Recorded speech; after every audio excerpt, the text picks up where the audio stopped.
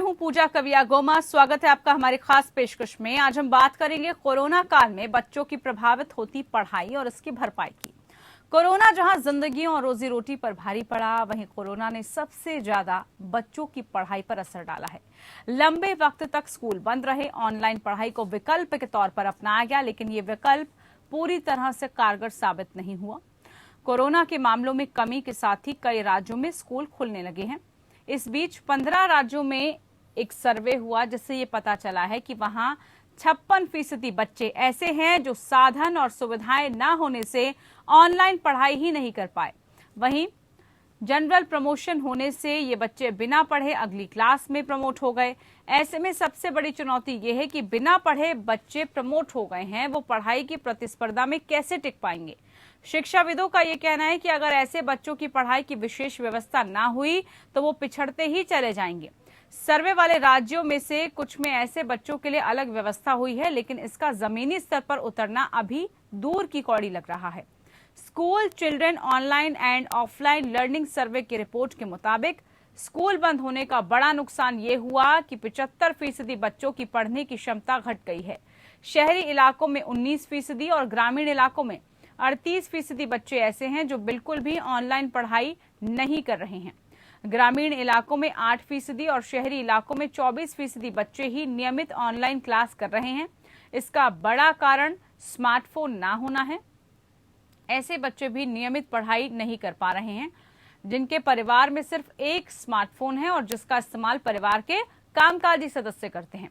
Survey team के सदस्य और IIT दिल्ली की एसोसिएट प्रोफेसर रितिका खेड़ा के मुताबिक जो बच्चा लॉकडाउन से पहले तीसरी में भर्ती हुआ था वो 5वीं में पहुंच गया है, लेकिन उसकी पढ़ाई का जो स्तर है वो पहली या दूसरी क्लास के जितना ही रह गया है। जिन बच्चों के पास ऑनलाइन पढ़ाई की सुविधा थी वो आगे निकल गए। उन्होंने कहा कि केंद्र और राज्यों में अपने अपने बोर्ड में ब्रिज कोर्स शुरू कर देना चाहिए, जिससे बच्चे मौजूदा क्लास के साथ जो छूटी हुई पढ़ाई है वो कर सकें। इधर NCERT के पूर्व डायरेक्टर JS राजपूत के मुताबिक साधन और सुविधाओं को लेकर समाज में गैप कोरोना काल में बढ़ा है, आगे और बढ़ेगा। सरकार के स्तर पर व्यवस्था होनी चाहिए। शिक्षकों को स्कूलों में बच्चों की जरूरत के मुताबिक अतिरिक्त समय देना चाहिए। रिटायर्ड शिक्षक या अन्य जो निशुल्क पढ़ाना चाहें उन्हें रखने का अधिकार प्रिंसिपल को मिलना चाहिए। हालांकि 6 राज्यों में ब्रिज कोर्स शुरू हुआ। राजस्थान में ई शिक्षा आओ घर से सीखे और स्माइल कार्यक्रम चलाया जा रहा है। बिहार में 3 महीने का कैचअप कोर्स चलाया जा रहा है। छत्तीसगढ़ में सभी कक्षाओं के लिए सेतु पाठ्यक्रम अनिवार्य करके प्रशिक्षण शुरू किया गया। झारखंड में मोहल्ला स्कूल और टैब वितरण कर प्रशिक्षण दिए जाने की योजना लागू है, जबकि यूपी में भी अतिरिक्त कक्षाएं 3 भागों में शुरू की गई हैं ताकि गैप को पूरा किया जा सके। गुजरात में सैटेलाइट टीवी चैनल से प्रशिक्षण दिया जा रहा है, लेकिन सवाल यह है कि क्या ये इंतजामात काफी हैं। अहम सवाल ये भी है कि ऑनलाइन पढ़ाई प्रक्रिया को कैसे मजबूत किया जाए, इंटरनल असेसमेंट को कैसे सुधारें, जो बच्चे ऑनलाइन पढ़ाई नहीं कर सकते उन्हें कैसे मदद की जाए। ऑनलाइन पढ़ाई के दौरान पेरेंट्स की क्या जिम्मेदारी होनी चाहिए, ऑनलाइन पढ़ाई के मद्देनजर क्या सिलेबस में भी बदलाव की जरूरत है। इन तमाम सवालों की करेंगे पड़ताल। जी हाँ, तो आज कितना अहम विषय है, क्योंकि कोरोना काल के दौरान हमने देखा जो सबसे ज्यादा प्रभावित हुए हैं वो इस बार बच्चे हुए हैं। बच्चों पर इसका सबसे ज्यादा प्रभाव पड़ा है, उनकी शिक्षा पर, उनकी मानसिकता पर। ऑनलाइन पढ़ाई को मजबूत कैसे करें, क्योंकि हम ये देख रहे हैं कि ऑनलाइन पढ़ाई में वो परिवेश नहीं मिल पाता जो स्कूलों में मिला करता था। बच्चों के जो भटकने का डर है वो ज्यादा इसमें मंडराता है। तो ऑनलाइन क्लासेस के फायदे नुकसान दोनों ही तरह के पहलू निकलकर सामने आए हैं। फायदा ये भी है कि बच्चों का जो ट्रैवलिंग में पहले काफी टाइम व्यर्थ होता था, थक जाते थे वो, और कोई जो एक्स्ट्रा करिकुलर एक्टिविटी है उसमें पार्टिसिपेट नहीं कर पाते थे, कोई और काम नहीं वो कर पाते थे, लेकिन कम से कम ऑनलाइन क्लासेस से घर बैठे बैठे सिक्योरिटी का मसला भी नहीं रहा। कई अभिभावकों को ये डर रहता है कि बच्चे सुरक्षित हैं या नहीं है स्कूलों में, अब उनके आंखों के सामने बच्चे पढ़ते हैं। लेकिन इस बीच जो माहौल है, जो वातावरण है, उसका सबसे ज्यादा प्रभाव बच्चों पर पड़ा है। मानसिक तौर पर बच्चे काफी पिछड़ गए हैं। साथ में बैठना, उठना, खेलना, पढ़ाई करना, टीचर्स के साथ जो इंटरेक्शन है, कनेक्शन है, वो जो है बच्चों का छूटता चला गया। तो कुछ खास मेहमान हमारे साथ जुड़े हुए हैं, उन्हीं से आज हम चर्चा करेंगे। परिचय करा देती हूँ, हमारे साथ प्रिंसिपल कालका जी पब्लिक स्कूल की ओनिका मेहरोत्रा जी जुड़ चुकी हैं। बहुत स्वागत है ओनिका जी कार्यक्रम में आपका। खागेश झा जी हमारे साथ पेरेंट्स एसोसिएशन की तरफ से जुड़े हैं। खागेश झा जी, बहुत स्वागत है आपका कार्यक्रम में। सबसे पहले मैं ओनिका जी आपके पास ही आना चाहूंगी। जिस तरीके से कोविड के बाद से बच्चों की स्थिति खराब हुई है, उनका चाहे हम मेंटल प्रेशर बोल लें या फिर जो ऑनलाइन पढ़ाई उन्होंने की है उससे वो उतना कोप अप नहीं कर पाए हैं। जो इंतजाम अब किए जा रहे हैं आपको लग रहा है काफी है, स्कूल्स भी खुलने शुरू हो गए हैं। क्या डिफरेंस आप एज अ प्रिंसिपल बताना चाहेंगी कि जो ऑनलाइन क्लासेस होती है घर बैठे वो, और एक बच्चा जो स्कूल में आकर पढ़ता है, उसमें क्या डिफरेंस? देखिए, कोविड वर्ल्ड वाइड रहा है और जब तक ये नॉर्म्स जो फॉलो करने हैं, social distancing, mask, sanitizer, hand wash, तब तक रेगुलर स्कूल की रेस्ट्रिक्शन तो रहेंगी जी। राइट। ऑनलाइन जो है वो फ्लक्चुएट इतनी करती है कि ग्रामीण क्षेत्रों में कनेक्टिविटी पुअर है। शहरों में भी ऐसा है, ऐसी बात नहीं कि ग्रामीण में ही, शहरों में भी हाल ऐसा ही है। बट जो भी बेस्ट कर सकते थे, जितना बेयर मिनिमम हम कर सकते थे, वो ऑनलाइन के माध्यम से पढ़ाया गया बच्चों को। वो उस चीज की पूर्ति नहीं करता जो रेगुलर स्कूल की है। बिल्कुल। रेगुलर टीचर की जो टीचिंग है वो कॉम्पेंसेट नहीं कर सकते हम ऑनलाइन से, बट क्योंकि ऑल्टरनेटिव नहीं है। आप मोहल्ला क्लिनिक की बात भी करें तब भी आपको डिस्टेंसिंग मेंटेन करनी पड़ेगी। वो जो सोशल नॉर्म से जब तक ये रहेंगे तब तक इसी की बेस्ट हम सोल्यूशन निकाल के चलें। क्राइसिस में बेस्ट जो हम निकाल सकते हैं वो करें।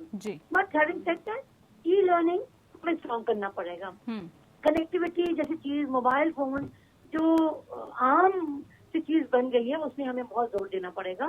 स्कूल्स को इंश्योर करना पड़ेगा। अगर कनेक्टिविटी नहीं है, लैपटॉप नहीं है, तो क्या और ऑल्टरनेटिव हैं जो बच्चे से हम बात कर सकते हैं? क्या सिर्फ फोन कॉल से बात करके, उनके पेरेंट्स से बात करके क्या सोल्यूशन निकाल सकते हैं?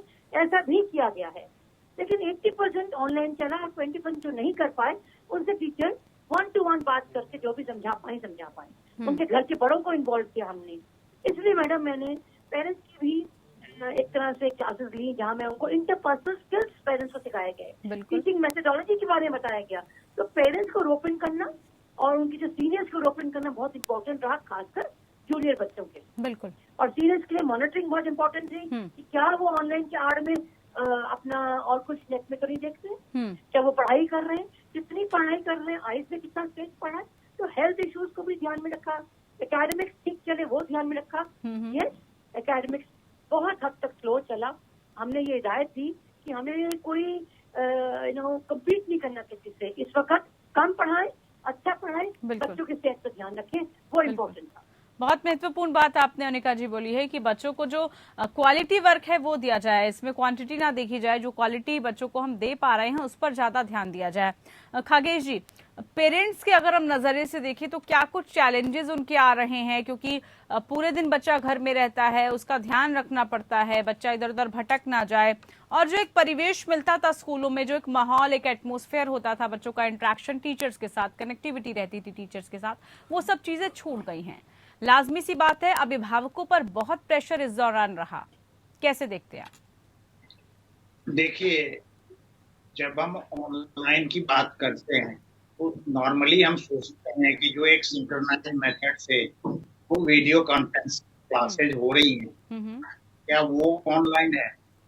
अभी एनसीईआरटी कहीं न कहीं जो कुछ पिछले 1-1.5 साल में बच्चों और पेरेंट्स के साथ हुई है उसका एक आई वॉश कर रही है। मैं आपको बताऊं कि इनकी जो डॉक्यूमेंट प्रज्ञाता है उसमें ये कह रहे हैं कि हम दूरदर्शन से एजुकेशन दे रहे हैं और वो भी इक्वली इफेक्टिव है जी।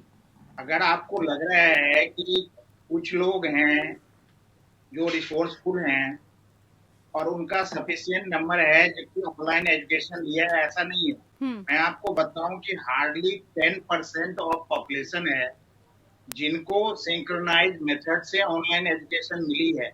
बाकी 90% पेरेंट्स और स्टूडेंट्स के साथ कहीं ना कहीं ये एक आई वॉश हुआ है पिछले 1-1.5 साल में, और मेरे समझ से एजुकेशन एट ऑल नहीं हुआ है। अगर हम उस 90% स्टूडेंट्स को कंसीडर ना करके कोई ऐसी पॉलिसी बनाए जो उस 10% पे अप्लाई करता है तो सर्टेनली ये उतना ज्यादा इफेक्टिव नहीं होगा और उस 90% को परेशानी करेगा। ऑनलाइन एजुकेशन सब्स्टिट्यूट नहीं है, लेकिन कोविड के टाइम में ऑनलाइन को छोड़ के कोई दूसरा ऑप्शन नहीं था। सबसे मेन कंसर्न यहाँ पे गवर्नमेंट इन्वेस्टमेंट थी, गवर्नमेंट सपोर्ट था पेरेंट्स को, जो कि पिछले 1.5 साल में आपने देखा होगा कि सारे लोगों के लिए पॉलिसीज बनी थी कि किस तरह से अनएम्प्लॉयड को देखा जाए, किस तरह से इंडस्ट्रीज को देखा जाए, लेकिन एक भी पॉलिसी आपने ये नहीं सुना होगा कि बच्चे की जो एजुकेशन डिस्टर्ब हो रही है वो कैसे होगा।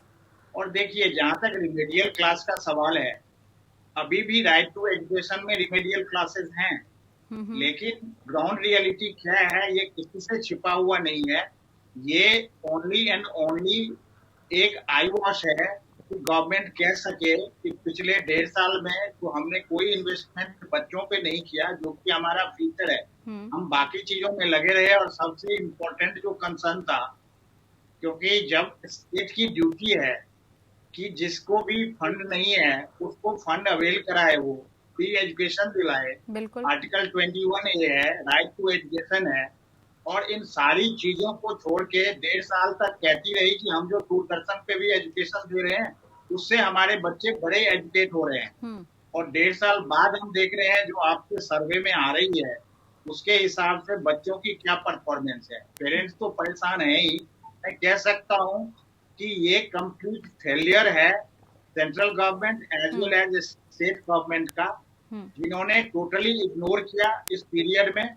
और अब भी जो कुछ कह रहे हैं वो आई वॉश से ज्यादा कुछ भी नहीं है, जब तक प्रॉपर फंडिंग नहीं करेंगे।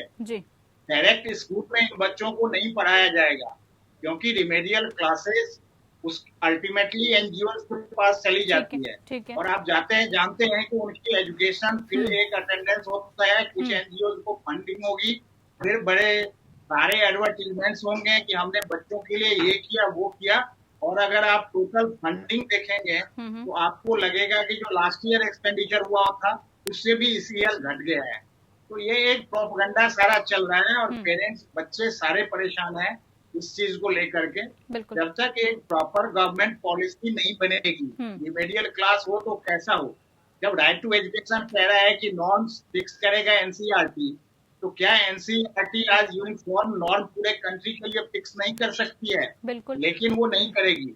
बिहार में कुछ और पॉलिसी चलेगी, राजस्थान में कोई और पॉलिसी और चलेगी। इसका खामियाजा हम देख रहे हैं कि स्टूडेंट्स को और पेरेंट्स को खगेश जी सबसे ज्यादा भुगतना पड़ रहा है।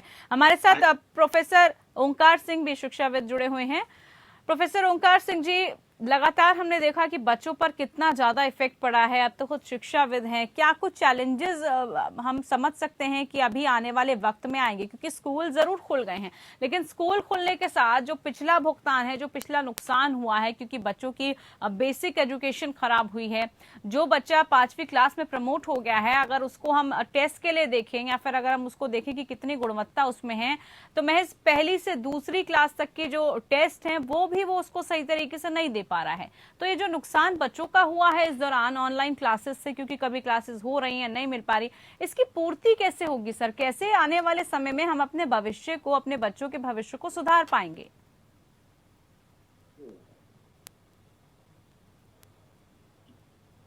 हेलो जी। हाँ, देखिए ऐसा है जो ये लर्निंग लॉस का विषय है, और इस विषय में स्कूलों को और कॉलेज को मिल करके जो लर्निंग डेफिशिएंसी का उनको अंदाजा सभी कॉलेज के साथ कह सकता हूँ समझते हैं कि हमारे बच्चों को किस चीज में समुचित ज्ञान नहीं दिया है, और कितना वो रिमोट लर्निंग पॉसिबल है, ये इसका भी अंदाजा डेफिनेशन ये कहता है कि कौन सा प्रकार ऑनलाइन मोड से पढ़ाई जाती है और कौन सा विषय नहीं पढ़ाया जाता। तो जिस विषय में जितना आपने विषय ऑनलाइन माध्यम से मटीरियल शेयर किया है, या आपने कुछ लेक्चर्स किए हैं, या कोई हमने क्विज़ेस किए हैं, असाइनमेंट दिए हैं, इन सभी को विभाजित करते हुए एक लर्निंग लॉस का असेसमेंट सब्जेक्ट वाइज स्कूलों और कॉलेजों दोनों के स्तर पर करना बहुत जरूरी है, क्योंकि बच्चों के लिए जो लर्निंग लॉस हुआ है उसका असेसमेंट नहीं होगा तब यकीन मानिए कि वो बच्चे आप कहीं ना कहीं किसी न किसी स्तर पर चुकाएंगे। तो उचित होगा कि एक ब्रिज कोर्स चलाया जाए, और उस ब्रिज कोर्स को वो 7 दिन का हो सकता है, 15 दिन विषयवार वो तय किया जा सकता है। उस लर्निंग लॉस इस कोर्स के माध्यम से योजना बनाई जानी चाहिए। ठीक है, बिल्कुल ओंकार जी, सही कहा आपने।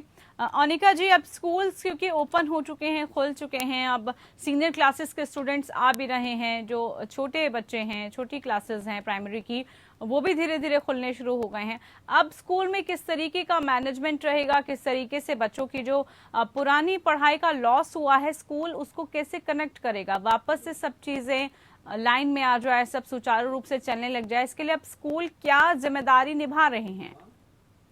ठीक कहा, बिकॉज पैंडेमिक का जो स्कार है, अगर ये बच्चों के मन में रह गया तो उसको मिटाना बड़ा मुश्किल होगा। तो सबसे पहले इमोशनल और मेंटल जो बच्चों की वेलबींग है उसको ध्यान रखना है। मैंने तो हाइब्रिड मॉडल का सोचा है कि भाई अगर क्लासेस 30 बच्चे हैं तो ऑल्टरनेटिव हम कॉल करेंगे 15-15 करके, कि स्पेस आउट भी रहे, सोशल डिस्टेंसिंग का मेंटेन रहे। आउटडोर एक्टिविटी स्पोर्ट्स है वो तो कराना ही कराना मैंडेटरी है, बिकॉज जब लोग खुलेंगे, बाहर जाएंगे, एक रिवाइवल दोबारा होगा एंड कॉन्फिडेंस दोबारा बच्चों के अंदर आएगा, तो एकेडमिक्स भी उतना ही बेहतरीन होगा। आते अगर हम स्ट्रेस दे देंगे एकेडमिक्स में, रिमेडियल में, तो वो और बच्चों के स्ट्रेसफुल रहेगा। तो एक प्लेवे मेथड से, स्टोरी टेलिंग मेथड से, ये काफी कुछ मैंने डेवलप किया है और थीम बेस्ड एकेडमिक्स मैंने शुरू किया है अपने स्कूल में। बहुत इनोवेटिव आइडियाज भी हम लेके आए हैं। एक्सपीरियंशियल लर्निंग की हम बात करते हैं, स्किल लर्निंग की हम बात कर रहे हैं। नेशनल एजुकेशन पॉलिसी 2020 आई है, उसमें से काफी चीजें हमने पिक की है जो हम अभी से इम्प्लीमेंट करना चाहते हैं। तो हर स्कूल, हर प्रिंसिपल की यही अल्टीमेटली मोटिव है कि बच्चे जो है उनका मेंटल बैलेंस दोबारा से रिगेन करें, वो कॉन्फिडेंस वो रिगेन करें, और एकेडमिक्स तो part and parcel of the life है। ग्रेजुअल हम पढ़ाएंगे, उनकी कॉन्सेप्ट क्लियर करेंगे, तो जो पिछला लॉस है वो भी क्लियर होता जाएगा। कॉन्सेप्ट अगर हम क्लियर नहीं करेंगे और सिर्फ चैप्टर्स की कंप्लीशन की दौड़ लगाएंगे तो हम बैक टू स्क्वायर वन होंगे। इससे तो अच्छा बच्चे घर पे ही रहे। तो इसलिए सिलेबस को रीडिफाइन करके बच्चों के हिसाब से वो कितना मेंटली रेडी है उसको एक्सेप्ट करने के लिए, ब्लेंडेड लर्निंग को करते हुए, जो हाफ आप कहें कि ऑनलाइन हो और हाफ रेगुलर टीचिंग हो, ये पैटर्न हमें मेंटेन करना पड़ेगा। ये अब रेगुलर नॉर्मल हम इसको समझेंगे कि ऑनलाइन भी चले और रेगुलर स्कूल भी चले। तो ब्लेंडेड फॉर्म ऑफ लर्निंग हम ये पैटर्न अपनाएंगे कि we should not forget the technology का बेनिफिट हमें मिला है। टेक्नोलॉजी को रिवाइव और करके और स्ट्रॉन्ग करके बच्चों के अंदर इंस्टिल करेंगे ये हैबिट कि ये टाइम लिमिट है, इसमें आप जो बेनिफिट उठा सकते हैं उठाइए। तो देखिए इनबॉर्न कुछ चीजें होती हैं बच्चों के अंदर, कुछ इनकलकेट करनी पड़ती हैं। तो दोनों हैबिट्स को अगर हम परमिशन देंगे, तो जैसे विदेशों में भी आप देखें ऑनलाइन का बहुत पैटर्न है, प्रोजेक्ट वर्क का बहुत पैटर्न है, तो उस चीज को हमें भी ग्रेजुअली अपनाना पड़ेगा।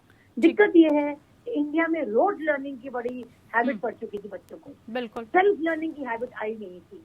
अभी तक बच्चों को वही रटाफिकेशन करा के हम पढ़ाते थे, तो बच्चों को कहीं हैबिट नहीं है कि हम सेल्फ लर्निंग भी करें, हम वो चैप्टर खोलें, अंडरस्टैंड करें और उस पर क्वेश्चन रेज करें।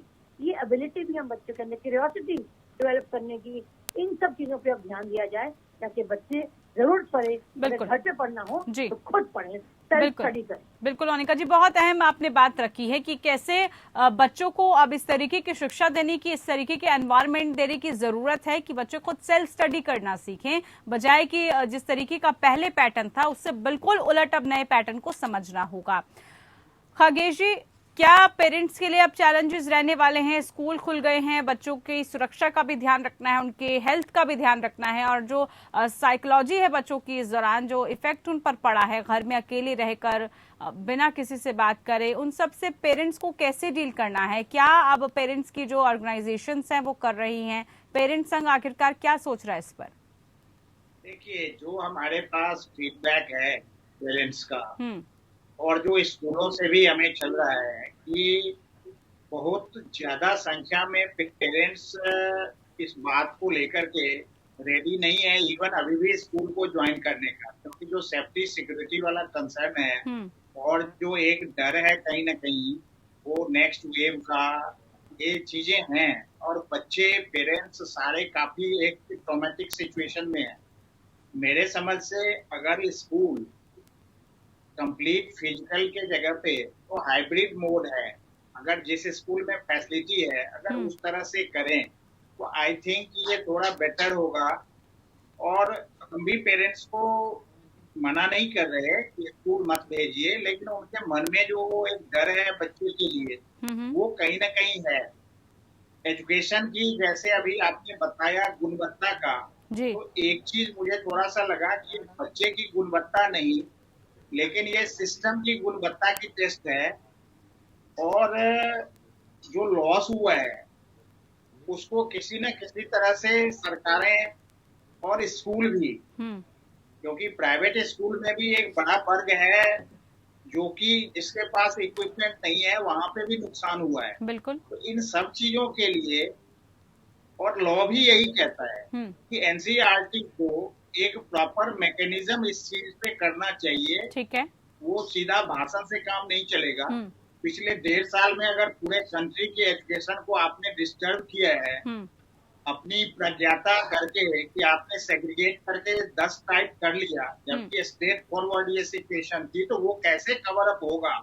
और ये बच्चे की गुणवत्ता के जगह पे जो गुणवत्ता सुधारने की जरूरत है वो सरकारों की और इंस्टीट्यूशंस की हो। बिल्कुल। लोगों के मन में, पेरेंट्स के मन में एक ये डर भी है कि कहीं फिजिकल एजुकेशन, ये स्कूलों की फीस नहीं आ रही है, क्यों, उसके रीजन से तो नहीं है। मतलब एक लोगों के बीच में ये काफी मिक्स्ड सा माहौल है कि इस तरह के डर के माहौल में बच्चा अगर क्लास में चला भी जाता है, दिन भर सुनता है कि आज यहाँ ये हो गया, क्योंकि कोई बच्चा ऐसा नहीं है जिसने किसी न किसी रिश्तेदार की मौत इस कोविड में ना सुना हो। बिल्कुल। तो बच्चे की भी जो माइंड है, पेरेंट्स भी डर रहे हैं, घर पे बच्चे भी स्कूल में डर रहे हैं। तो सबसे पहले जो है ना, ये 1.5 साल का वो जो एक साइकोलॉजिकल एंगल है, बाहर निकलने से डर खत्म होगा, लेकिन वो डर तभी खत्म होगा जबकि आगे का डर नहीं हो उसके पास कि हम जा रहे हैं। बिल्कुल तो सही बात आप कह रहे हैं। हमारे लिए है। बिल्कुल खागेश जी, होगा कि सिस्टम नहीं है हमारे लिए, तब तक मुझे बड़ा काफी मुश्किल लगता है कि पेरेंट्स स्कूल बच्चों को भेजने वाले हैं। जब बिल्कुल उनकी काउंसलिंग की बहुत ज्यादा जरूरत है कि बच्चों को हम अच्छे से काउंसिल करें और उस माहौल में बच्चे एडजस्ट हो सके, स्टूडेंट्स एडजस्ट हो सके, इस बात का ख्याल रखना होगा। बहुत शुक्रिया आप मेहमानों का, आप हमारे साथ जुड़े, चर्चा में आप बने रहे, विश्लेषण हमने किया और अब आने वाले बच्चों का जो भविष्य है वो क्या रुख लाता है और साथ ही स्कूल्स और पेरेंट्स क्या दायित्व निभाते हैं, कैसे बच्चों को एजुकेट किया जाएगा, इस बात पर लगातार चर्चा बनी रहेगी। फिलहाल के लिए खास पेशकश में इतना ही। नमस्कार।